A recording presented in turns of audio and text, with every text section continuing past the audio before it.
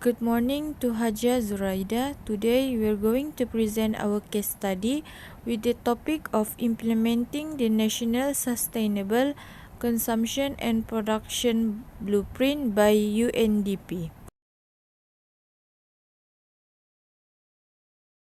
This project title is Implementing the National Sustainable Consumption and Production Blueprint through Government Green Procurement is a 2.5-year project that supports Malaysia in the development and implementation in achieving green growth.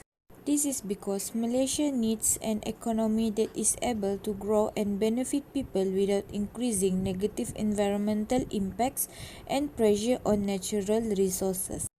The project is currently at the inception phase where the draft national SCP blueprint is being reviewed and finalized to ensure its alignment with national policies and programs. Next, what will be the project management concept applied in this article? Firstly is project manager, cost planning, and also the risk management.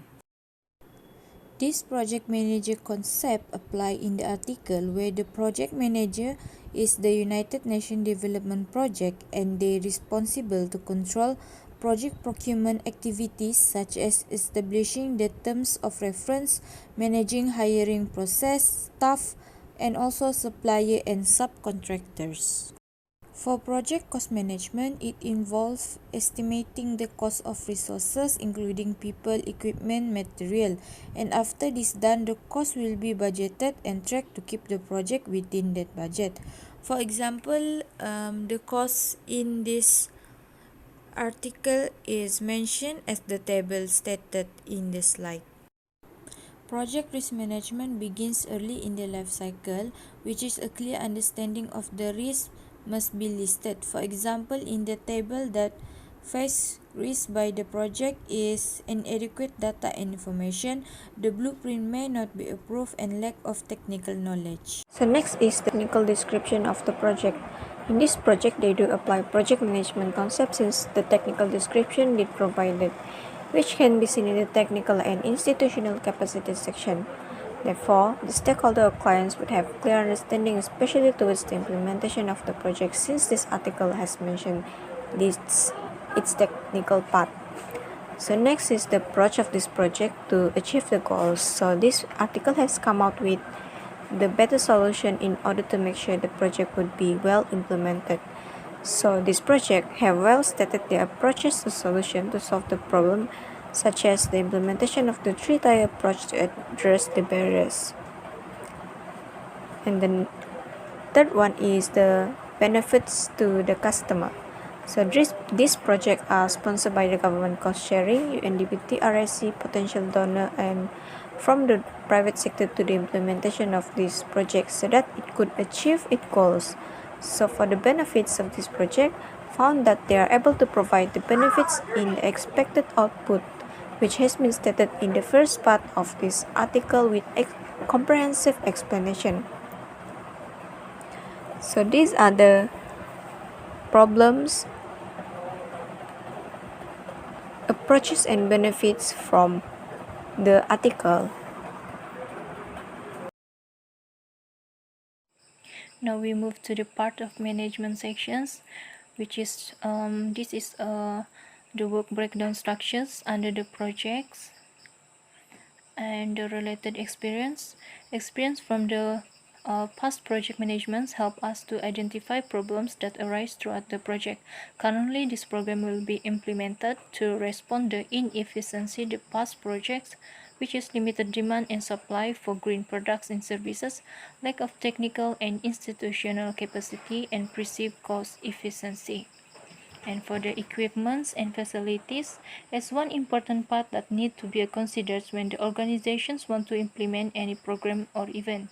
In this program, there are some of resources required to achieve the expected result, including staff, program manager, funds, the project management units, national experts, and publications. The responsibility assignment matrix realm describes the participation of various organizations, people, and their roles in completing of deliverables for the project. It's used by the project manager in clarifying roles and responsibilities in a cross-functional team project and processes. Even in the article, the task responsibility is just in form of text. We have created the responsibility matrix table to make it easier to understand on the primary and secondary tasks along with the responsible person. This is the details of the roles and responsibilities of the department in the project organization structure, which consists of 6 levels started with the National or Project Steering Committee PSC, followed by the National Project Director in the second level, Technical Working Committee in the third level, Consultant and Technical Support in the fourth level, Financial Management Arrangement in the fifth level, and UNDP Support Services at the lowest level. This project organizational structure indicates a clear task responsibility of every level and important for the smooth implementation of the project. Apart from this, they are also prepared for an outcomes. Outcome can be defined as the short-term and medium-term effects of an intervention's output, where it is usually requiring the collective efforts of partners. Outcome represent changes in development conditions which occur between the completion of outputs and the achievement of the impacts. They manage to lay out detailed outcomes to see what is the point in contributing to the project accomplishment. Table description was created along with the key activities in order to accomplish the outcomes. Next, move to the cost planning and performance in terms of total of budgets. Refer to the table. This table shows about budget for implementing the national SCP blueprint and GGP were allocated for 3 years, which is starting from the year 2018 until 2020. There are 4 outcomes were planned for the project, which is comprises of the first, enabling policy in institutions for national SCP blueprint and GGP implementations. Secondly, technical and institutional capacity for SCP and GGP built and strengthened.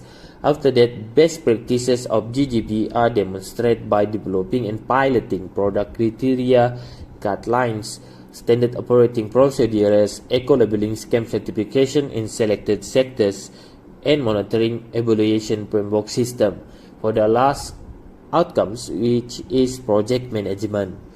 In the first outcomes, the budget was divided into 8 atlas budget descriptions.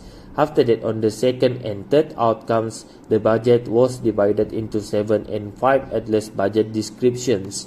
Meanwhile, for the fourth outcomes, each atlas budget descriptions was divided into 3 parts, which are direct project costs, local consultant, and UNDP Project Management Support Services (GMS).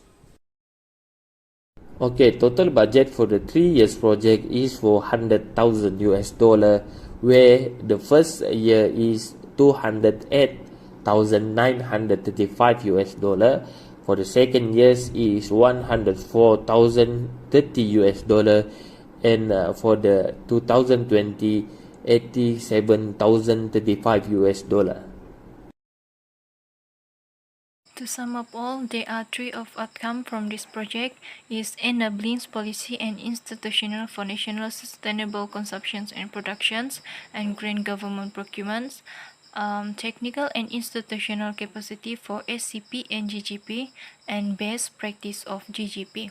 Hence, the project management involved the planning and organizing of companies' resources to achieve the goals within the given constraint at time. A clear instructions, requirements, and need of skill, tools, and technique in this course are important to deliver something to the people.